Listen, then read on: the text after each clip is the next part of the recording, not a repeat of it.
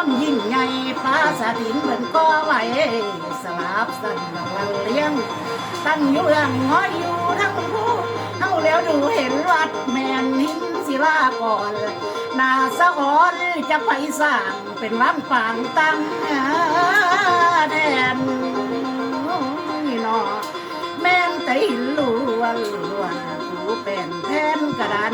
เสียงลีผีดังสะท้านน้ำตกใหญ่ในเอเชียค่อนมาเพ่งเล่งเห็น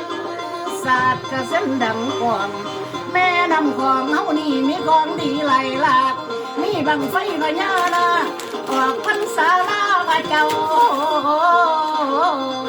คนโฮมเต่า